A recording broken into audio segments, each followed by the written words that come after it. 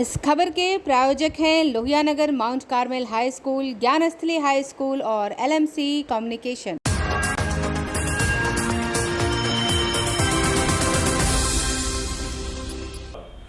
नमस्कार, मैं हूं दिव्या और आप देख रहे हैं आंखें न्यूज 24। आइए सबसे पहले नजर डालते हैं आज के मुख्य समाचारों पर। मुख्यमंत्री नीतीश कुमार ने कहा, सभी विपक्षी एक साथ चुनाव लड़े तो भारी बहुमत से जीत होगी दर्ज।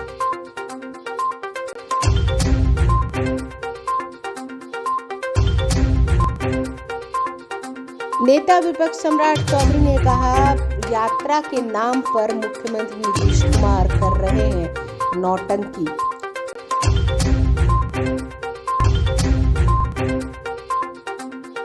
चुनावी रणनीतिकार प्रशांत किशोर ने बोला हमला, कहा प्रधानमंत्री गरीब कल्याण योजना में भाजपा विधायक कर रहे हैं भ्रष्टाचार। कोहरे की चादर में लिपटी राजधानी, बड़ी ठंड, गिरेगा पारा, रहे सावधान।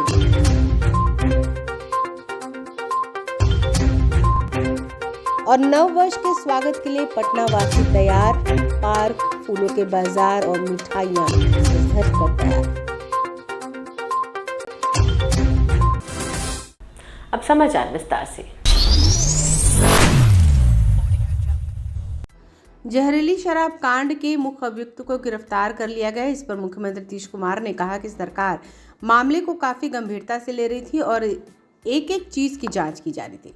शराब कैसे आई, किसने लाया, सभी मामलों पर जांच हो रही है। जैसे ही घटना घटी थी, हमने अधिकारियों को सख्त निर्देश दिया था कि मामले को तत्काल देखें, हर छोटी से छोटी और बड़ी चीज पर नजर रखें। बिहार के ज्यादातर लोग शराबबंदी के पक्ष में हैं, लेकिन कुछ लोग गड़बड़ी करते हैं। कई लोगों को जिम्मेदारी दी जाती है, वह भी कभी कभी बेहतर तरीके से काम नहीं करते, उन पर कार्रवाई होती है। गलत काम करने वाले लोग रोज गिरफ्तार होते हैं। हमने सख्त निर्देश दिया है कि बिना मतलब के आम लोगों को ना बताएं, जो शराब बेचते हैं उन्हें पकड़ा जाए।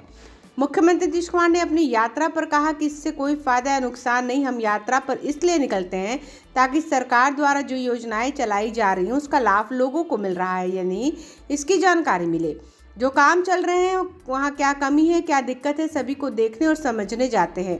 कहाँ और क्या काम करने की ज़रूरत है, इस सभी को देखने जाते हैं। इस यात्रा में मैं लोगों की बात सुनूंगा और उनकी समस्याओं का समाधान भी। वहीं जीतनराम मांझी के बयान पर कहा कि हमें पता नहीं, जब वो आएंगे तो उन्हें बता देंगे। शराबबंदी कानून सर्वसम्मति से लागू हुई थी।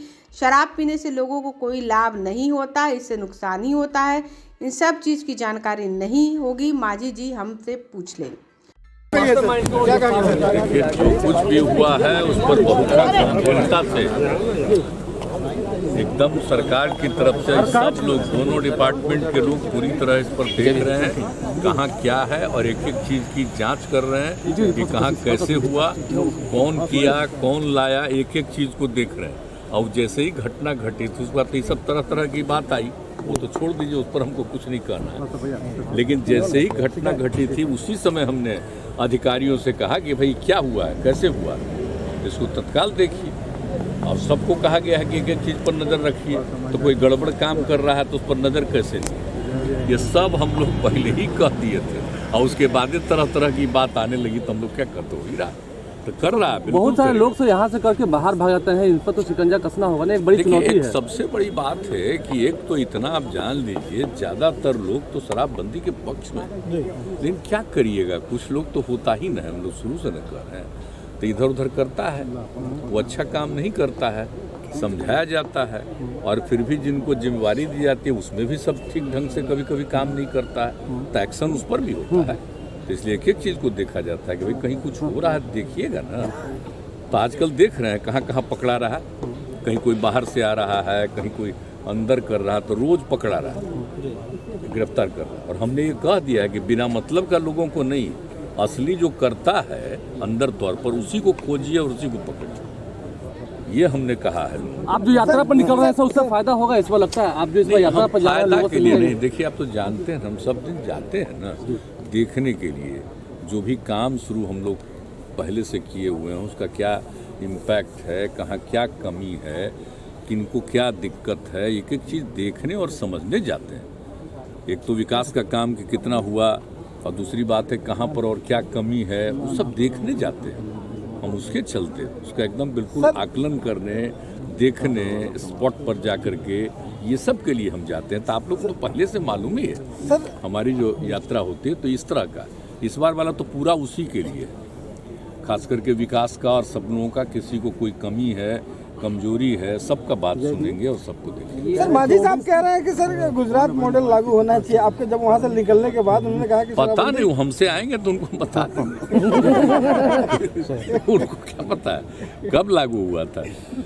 तो ये क्या सर्वसम्मति से लागू हुआ जी, उसमें तो ऐसा नहीं था। और बाद में तो पता चल गया, आप जानते हैं यहाँ पर सबका ट्रेनिंग कराए।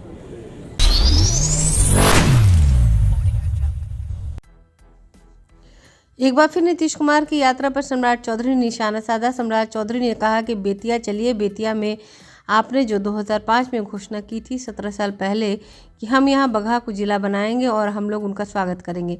वहीं रक्सौल में हवाई अड्डे ज़मीन भारत सरकार को टेक ओवर कीजिए, हम लोग स्वागत करेंगे। आप जाइए और आपसे जो वादा किया है बिहार की जनता से उसको पूरा करने का काम कीजिए। वहीं नियुक्ति पत्र बांटने के सवाल पर कहा कि नाटक कर रहे हैं नीतीश कुमार, यह नाटक नौटंकी करना बंद करिए। बिहार की जनता जानती है कि यह सारी नियुक्तियां लोगों ने एनडीए के समय में कर दिया था। सबको तनख्वाह मिल रहा है, सबको नियुक्ति पत्र मिल चुका है, अब क्यों नाटक कर रहे हैं। नए लोगों को नियुक्ति करें, बिहार के नौजवानों को नियुक्त करें। वहीं सीता साहू को जनता ने चुना है क्योंकि सीता साहू ने अच्छा काम किया है, इसलिए जनता ने दोबारा चुना। दिल्ली से शराब कांड के आरोपी गिरफ्तार होने पर कहा कि जहां से वो गिरफ्तार कीजिए, कार्रवाई तो करनी है, लेकिन हम लोगों ने कहा है संवेदना दिखाइए। जो गरीब आदमी है, छोटे बच्चे अनाथ हो गए, उन्हें मुआवजा दिया जाए। पटना को सुंदर बनाने का काम सीता साहू जी और रश्मि जी करेंगी। ये विकास के कार्य को आगे बढ़ाना है। इसका मतलब है कि पटना की जनता ने ये मोहर लगाया कि विकास के कार्य सीता साहू कर रही थी। कहीं सरकार इसमें अब तो किसी पार्टी के स्तर पर नहीं हुआ, लेकिन पार्टी की कार्यकर्ता तो रही है, इसमें कहीं दो मत नहीं। काम तो करना है और भारत सरकार ग्रांट देती है। भारत सरकार पटना नगर निगम को लगभग 1500 करोड़ रुपया ग्रांट देती है और स्मार्ट सिटी के तौर पर 1100 करोड़ रुपया देती है। भारत सरकार की जो राशि है उस राशि को भी यदि बिहार सरकार देगी तो पटना सुंदर बनने की कल्पना में साबित होगा। गिरफ्तार कीजिए, बॉम्बे से गिरफ्तार कीजिए, कार्रवाई तो करना ही है। अरे हम मुआवजे की बात कर रहे हैं। हम लोगों ने कहा कि संवेदना दिखाइए। जो गरीब परिवार है, उनके यहाँ जो छोटे छोटे बच्चे हैं, किसी परिवार में तो 3-3 बेटियां हैं, उस परिवार के प्रति संवेदना दिखाइए। कार्रवाई तो आप करते रहिए, उसमें पूरा समर्थन हम लोगों का है कि आप जो भी जहरीली शराब बिकवाता है या बिहार के अंदर जो शराब बेचवाता है उस पर आप कार्रवाई करने का काम। सड़क पर जा रहे हैं, कुछ अच्छा करके आएंगे। हम लोग तो स्वागत कर रहे हैं कि नीतीश कुमार जी आप बेतिया चलिए। बेतिया में आपने घोषणा 2005 में किया था, 17 साल पहले, कि हम वहाँ बगहा को जिला बनाएंगे। तो हम लोग उनका स्वागत करेंगे कि आप इसका आके उद्घाटन कीजिए। रक्सौल जो मोतिहारी ज़िले में है, उसके रक्सौल में जो वहाँ हवाई अड्डे बनने हैं, हवाई अड्डा का ज़मीन भारत सरकार को हैंड ओवर कीजिए। हम लोग तो स्वागत करेंगे कि आप आइए और आपने जो वादा किया है बिहार की जनता से उसको पूरा करने का काम। एक आखिरी सवाल, आज नियुक्ति पत्र फिर बांटने जा रहे हैं मुख्यमंत्री। ये सब तो नाटक है नीतीश कुमार जी का। ये नौटंकी करना बंद करे। बिहार की जनता जानती है कि ये सारी नियुक्ति हम लोगों ने एनडीए के समय में कर दिया है। सबको तनख्वाह मिल रहा है, सबको नियुक्ति पत्र मिल चुका है। अब क्यों नाटक कर रहे हैं? अरे नए लोगों को नियुक्त करे, बिहार के नौजवानों को नियुक्ति दे। मुख्यमंत्री नीतीश कुमार पर हमला करते हुए चुनावी रणनीतिकार प्रशांत किशोर ने कहा कि मुख्यमंत्री ने जहरीली शराब से हुई मौत को जिस तरीके से माहौल उड़ाया है और जनता के अंदर उनके खिलाफ रोष है। मैं आज आपको राजनीतिक विश्लेषक होने के नाते कह रहा हूं कि जदयू डूबती हुई नाव है। जो हालात 2002 में राजद के खिलाफ था, वही हालात आज जदयू की है। ये आपको मैं अपनी समझ से ज़मीनी हकीकत को देखते हुए बता रहा हूँ। समाज में तीर छाप पर बटन दबाने वाले लोग बहुत कम रह जाएंगे। मैं एक भविष्यवाणी आपको नीतीश जी के बारे में बताता हूँ कि नीतीश जी अगर यात्रा करेंगे तो उस यात्रा में सारे सरकारी अमला और सुरक्षाओं के बावजूद आपको अप्रिय घटना देखने सुनने मिलेगी। इस बात को आप एडवांस में लिख कर रख लीजिए। मैंने जनता के अंदर उनके खिलाफ रोष देखा है जो बढ़ता जा रहा है। प्रधानमंत्री गरीब कल्याण योजना में हो रहे भ्रष्टाचार पर बोलते हुए प्रशांत किशोर ने कहा कि ज़्यादातर लोगों को 5 किलो अनाज नहीं मिल रहा है। उनके 4 या 4.5 किलो अनाज मिलता है। व्यवस्थित तरीके से 40 रुपये प्रति क्विंटल के हिसाब से विधायक से लेकर अफसर और जनप्रतिनिधि तक व्यवस्थित तरीके से गरीब जनता से पीसी काट रहे हैं। और अभी नीतीश जी आ रहे हैं, मुझे किसी ने बताया कि कोई यात्रा शुरू कर रहे हैं, तो एक तो खुशी ये है कि चलिए कम से कम जमीन पर लोग उतर तो रहे हैं, लेकिन नीतीश जी तो अपने तरीके से यात्रा करते ही रहते हैं। पहले भी किया है उन्होंने। आपको पहले से एक भविष्यवाणी कर देता, नीतीश जी यात्रा करेंगे तो वो उस यात्रा में सारे सरकारी अमला के बावजूद, सारी सुरक्षा व्यवस्था के बाद भी आपको प्रदर्शन, अप्रिय घटनाएं आपको देखने सुनने को मिलेंगी। इस बात को एडवांस में लिख लीजिए। मैं चल रहा हूं समाज में तो वो देख रहा हूं कि कितना गुस्सा लोगों में है। जिन किसानों को यूरिया नहीं मिल रहा है और नीतीश जी वहां यात्रा करेंगे तो आपको क्या लगता है कि वो किसान चुप बैठे रहेंगे लोग? इसके साथ साथ 2 बड़ी योजनाएं जो केंद्र की चल रही हैं राज्य और देश के स्तर पर, एक है प्रधानमंत्री गरीब कल्याण योजना, जिसमें व्यक्ति को या लाभार्थी को 5 किलो अनाज मिलना है हर महीने। बिहार में करीब करीब ये मानक बना दिया गया है और लोगों ने भी मान लिया है कि ये 5 किलो नहीं 4 किलो ही मिलता है। कहीं 4 कहीं 4.5। दोनों जिलों में घूमने के बाद मैंने जो पाया कि ये सच्चाई है कि लोगों को 4-4.5 किलो ही अनाज मिल रहा है। जो लोग इससे जुड़े हुए हैं उनसे लंबी बातचीत से पता चला कि ये 4 किलो अनाज इसलिए मिल रहा है क्योंकि हर महीने व्यवस्थित तरीके से हर प्रखंड में जो अनाज आ रहा है, जो कि डिपेंडिंग ऑन प्रखंड का साइज कितना है, 15,000 क्विंटल से 25,000 क्विंटल तक अनाज आता है प्रधानमंत्री गरीब कल्याण योजना में। और हर क्विंटल पर 40 रुपये प्रति क्विंटल के दर से पीसी काटा जा रहा है। और इसको लेने वाले लोग जनप्रतिनिधि, अफसर, विधायक इंक्लूडेड, इसको मार्क कर लीजिएगा। प्रधानमंत्री गरीब कल्याण योजना में कम से कम चंपारण में ज़्यादातर विधायक तो बीजेपी के ही हैं, तो वहाँ पर प्रधानमंत्री एक और गरीब कल्याण योजना में 5 किलो अनाज देने की बात कह रहे हैं और उन्हीं के पार्टी के विधायक बिहार में हर महीने उसमें से सिस्टमेटिक तरीके से, व्यवस्थित तरीके से पीसी काट रहे हैं। समाचारों में वक्त हो चला एक छोटे से अंतराल का। I am Shalini Singh, principal of Ludhiana North Primary School. Here in our school, we give best education and good environment to our students where they can learn well. We provide here well-equipped lab, well-equipped, well-stocked library. We have here well-trained teacher also. We have sports playground for cricket, volleyball, football, and also provision for indoor activities. So we have here security system, information and communication technology. So we have all facilities here in our school where students feel comfortable and secure.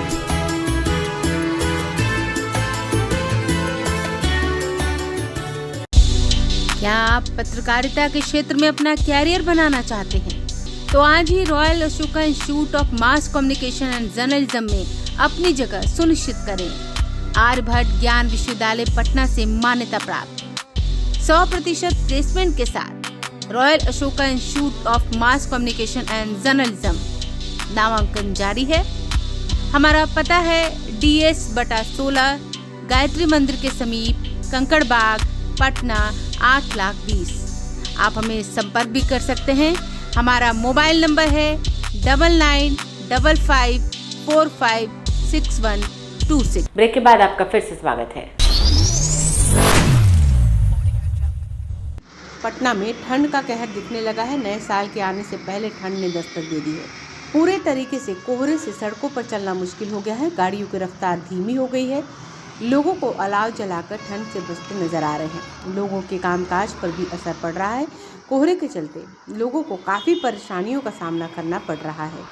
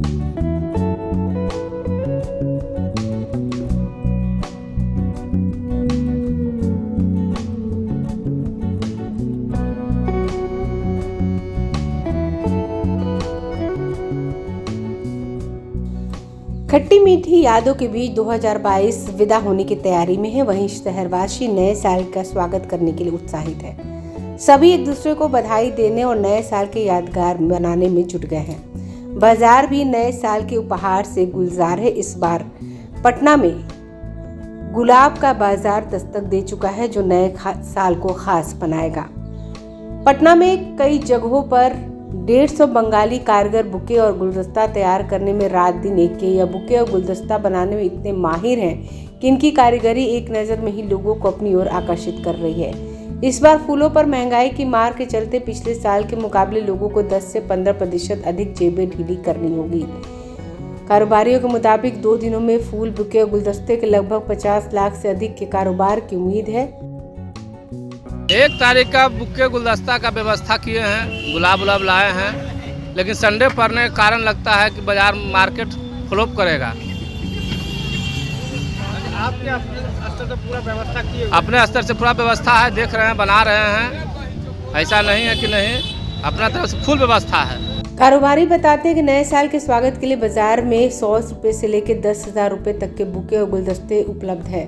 इसमें रजनीगंधा, गुलदाउदी, gerbera, Daisy और Thailand के orchid के फूलों के साथ साथ बटन ग्रास, धनिया के फूल की तरह दिखने वाली जिप्सी, सिलीगुड़ी का घोड़ा पत्ता, एरिका का पत्ता, पाम पत्ता भी तैयार किए जा रहे हैं। साथ ही साथ गुलाबों की एक से बढ़कर एक वैरायटी देखने को मिल रही है। कल रविवार दिन भी है और पूरी तरह से हम व्यवस्था ठीक किए हुए हैं। गुलदस्ता का, फूल माला का, सब चीज़ का। मैंने आपको यह हर एक कलर का गुलाब भी है, जो गुलाब चाहिए वो मिलेगा। कल विशेष कल संडे रविवार दिन है और पूरी तरह से हम ठीक हैं। सब चीज़ टंच किए हुए हैं, गुलदस्ता से लेकर, गुलाब से लेकर, गेंदा माला, सब टोटल चीज़ रखे हुए हैं विशेष, और जो खोजेंगे वो मिलेगा। फूलों की मांग को देखते हुए भी तरह तरह के फूलों से बाजार सजा हुआ है। कारीगर भी एक से बढ़कर एक गुलदस्ता बना रहे हैं। नए साल में बधाई देने के लिए बाजार में 30 से 80 रुपए में गुलाब के फूल उपलब्ध है। लाल गुलाब जहां 30 से 50 रुपए प्रति रुपए बिकेगा, वहीं अन्य रंगों के गुलाब 50 से 80 रुपए प्रति पीस के भाव में बिक रहे हैं। इन सब के बावजूद लोगों में अजीब उत्साह है, क्योंकि नए साल का स्वागत करने के लिए वो पूरी तरह तैयार है। पिछले 2 सालों में कोरोना के कारण नए साल का मस्ती फीका रह गया था, लेकिन इस बार लोग जोशो खरोश के साथ नए साल के स्वागत के लिए तैयार हैं और उसका स्वागत इन रंग बिरंगे फूलों से हो तो क्या कहने। न्यूज़ 24 देखने वाले सभी दर्शकों को बीते साल की यादगार लम्हों के साथ हम आपको छोड़ते हैं। साथ ही साथ नए साल का स्वागत भी करने के लिए हम तैयार हैं। आंखें न्यूज़ 24।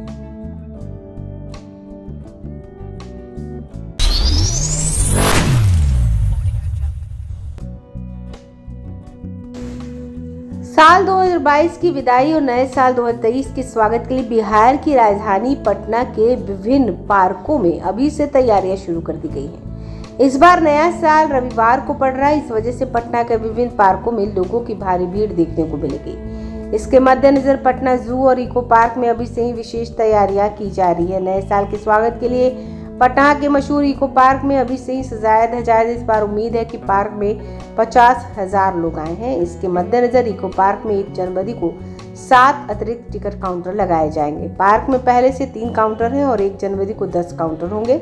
सिर्फ इस दिन के लिए टिकट की कीमत 25 रुपये और 50 रुपये होंगे। बता दें कि साल 2019 में 43,000 लोग यहां पर नए साल मनाने आएंगे। नववर्ष 2023 मनाने के लिए पटना जू को भी विशेष तौर पर सजाया जा रहा है। जानकारी के मुताबिक यहां जल्द ही अग्रिम बुकिंग काउंटर भी शुरू कर दिया जाएगा। नववर्ष पर 1 जनवरी के लिए पटना जू की गेट संख्या 1 और 2 के काउंटर से टिकट की बुकिंग करा सकेंगे। विजिटर्स के लिए खासा इंतजाम किए जा रहे हैं। जू में दर्शक न सिर्फ नए पुराने जानवरों को देख पाएंगे, खास जानवरों को भी देख सकेंगे।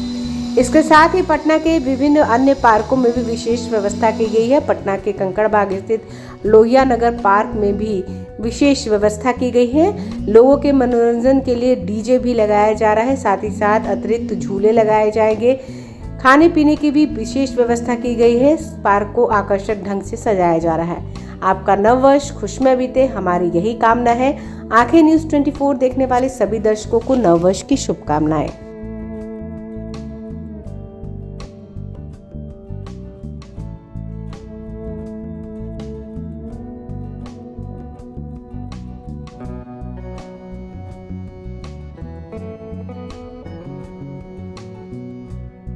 आइए एक बार फिर नजर डालते हैं आज के मुख्य समाचारों पर। मुख्यमंत्री नीतीश कुमार ने कहा, सभी विपक्षी एक साथ चुनाव लड़े तो भारी बहुमत से जीत होगी दर्ज।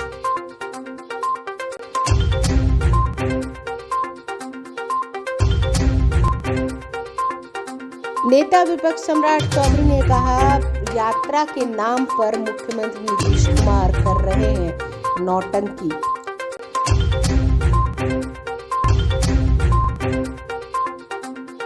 चुनावी रणनीतिकार प्रशांत किशोर ने बोला हमला, कहा प्रधानमंत्री गरीब कल्याण योजना में भाजपा विधायक कर रहे हैं भ्रष्टाचार।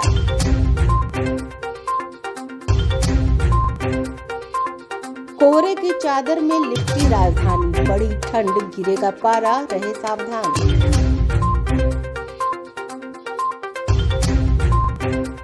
और नव वर्ष के स्वागत के लिए पटना वासी तैयार, पार्क, फूलों के बाजार और मिठाइयां घर पर तैयार। अगर आपने अभी तक हमारे चैनल को सब्सक्राइब नहीं किया है तो हमारे चैनल को जल्द से जल्द सब्सक्राइब करें, लाइक करें, शेयर करें और कमेंट करें। बाकी खबरों के लिए देखते रहिए आंखें न्यूज़ 24, नजर हर खबर पर।